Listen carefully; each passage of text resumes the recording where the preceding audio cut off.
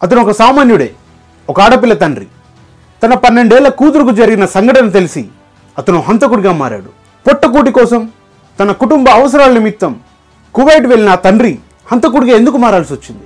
అది డిసెంబర్ 7 రాత్రి 9:30 సమయంలో రైల్వే కోడూరులోని పోలీస్ స్టేషన్కి ఒక ఫిర్యాదు వచ్చింది. అదే గ్రామానికి చెందిన 59 ఏళ్ల ఆంజనేయులు అనే వ్యక్తిని నిద్రిస్తుండగా ఎవరో రాడ్డుతో తలపై కొట్టారని కేసు నమోదు చేసుకున్న పోలీసులు దర్యాప్తు చేస్తూ ఉండగా అనుకోకుండా ఒక రోజు మాది అన్నమయ్య కడప జిల్లా ఓబులవారిపల్లి మండలము ఐల్రాస్పల్లి హరిజనవాడ గ్రామం మాది.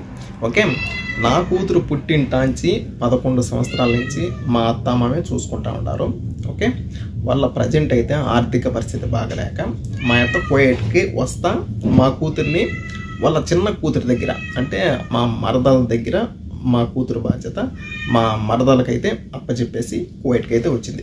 కువైట్ ప్రసాద్ అనే వ్యక్తి తన యూట్యూబ్ ఛానల్ ద్వారా ఆంజనేయుల్ని చంపింది నేనే అని, దానికి కారణం తన 12 ఏళ్ల కూతురుపై అతను అసభ్యంగా ప్రవర్తించడమే అని ఆ వీడియోలో పేర్కొన్నారు. ఇది తెలుసుకున్న పోలీసులు షాక్ అయ్యారు. వివరాల్లోకి వెళ్తే ఆంజనేయ ప్రసాద్ ఉరఫ్ కువైట్ ప్రసాద్ తన భార్య అయిన చంద్రకళను తీసుకొని గత కొంతకాలంగా తన కుటుంబ అవసరాల నిమిత్తం కువైట్లో ఉంటున్నాడు.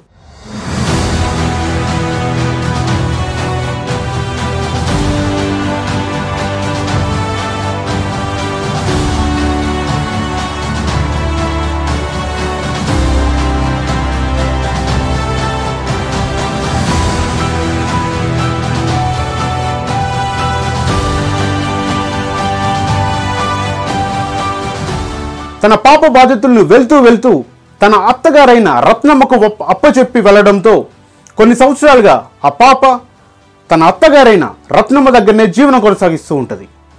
కొన్ని సంవత్సరాల తర్వాత రత్నమ్మకు కూడా ఆర్థిక ఇబ్బందులు ఉండటంతో తను కువైట్ వెళ్తూ తన చదువుల నిమిత్తం ఆ పాపని హాస్టల్లో చేర్పించి సదరు బాధ్యతల్ని తన రెండో కూతురైన లక్ష్మమ్మ వెంకటరమణలకు తన బాధ్యతలు అప్పగించి వెళ్ళిపోతారు.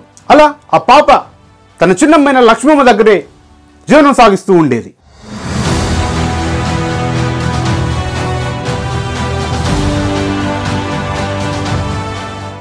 ఒకసారి హాస్టల్లో అనారోగ్యం పాలైన ఆ పాపని లక్ష్మి తన ఇంటికి తీసుకువచ్చి ఆరోగ్యం కుదుట పడుతున్న నేపథ్యంలో ఒక రాత్రి ఆ పాప నిద్రిస్తున్న సమయంలో లక్ష్మి మామ అయిన ఆంజనేయులు ఆ పాపతో అసభ్యంగా ప్రవర్తించాడని, నిద్రపోతున్న సమయంలో తన నోరు నొక్కేసి తనని తాకడని చోట తాకాడని ఆ పాప తన చిన్నమ్మైన లక్ష్మితో చెప్పడంతో ఆందోళనకు గురైన లక్ష్మి దంపతులు వెంటనే ఆ పాపతో ఈ విషయం బయటెక్కడ చెప్పవద్దని, చెప్తే తనకే ప్రమాదమని హెచ్చరించి ఆ తరువాత తన తల్లిదండ్రి అయిన కువైట్ ప్రసాద్ చంద్రకళకు ఫోన్ చేసి మీ పాప బాధ్యతలు చూసుకోవడం మా వల్ల కాదని వచ్చి తమతో పాటు పాపని కువైట్ తీసుకెళ్లమని హెచ్చరిస్తారు. విషయం తెలుసుకున్న చంద్రకళ వెంటనే కువైట్ నుంచి వచ్చి తన పాపని ఇలా జరగడానికి కారణం ఏంటని పదే అడక్క ఆ పాప జరిగిన విషయం చెప్తుంది. ఇది తెలుసుకున్న చంద్రకళ వెంటనే తన భర్త అయిన కువైట్ ప్రసాద్కు ఫోన్ చేసి జరిగిందంతా వివరిస్తుంది.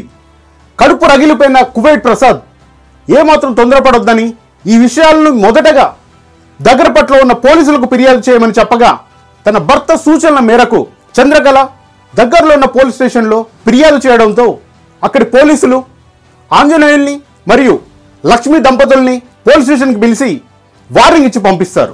తన కూతురు విషయంలో ఇంత జరిగినా కేవలం పోలీసులు వార్నింగ్ మాత్రమే ఇచ్చి పంపిస్తున్న తీరుని కువైట్లో ఉన్న ప్రసాద్కి ఎంత మాత్రం నచ్చదు. సరైన న్యాయం చేయాల్సిన పోలీసులు చట్టమే నిర్లక్ష్యం చేస్తుందని బాధపడి తన భార్య సూచనల మేరకు ఒకరోజు కువైట్ నుంచి కడపకు వచ్చి రైల్వే కోడూరులో బస చేసి డిసెంబర్ 7 రాత్రిన 6 బయట ఒంటరిగా నిద్రిస్తున్న ఆంజనేయుల్ని చాటుగా వచ్చి ఒక రాడ్తో తల పగలగొట్టి చంపి తిరిగి కువైట్ వెళ్ళిపోతాడు. ఇది జరిగిన 1-2 రోజుల తర్వాత ప్రసాద్ తన యూట్యూబ్ ఛానల్ ద్వారా ఆంజనేయులు హత్యకు కారణం తనే అని, పోలీసులు ఆ కేసు పైన తమ పట్ల వ్యవహరిస్తున్న తీరు నచ్చకనే తను స్వయంగా వచ్చి చంపి వెళ్ళానని ఒక యూట్యూబ్ ఛానల్ ద్వారా వెల్లడిస్తాడు.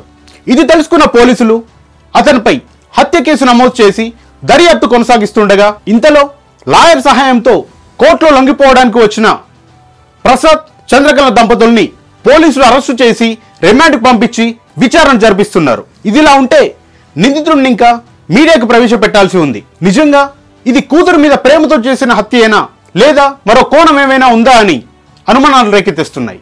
చూద్దాం ఈ కేసు ఇంకెన్ని మలుపులు తిరుగుద్దో. మరిన్ని అప్డేట్స్ కోసం మా ఛానల్ ని సబ్స్క్రైబ్ చేయండి. ధన్యవాదాలు.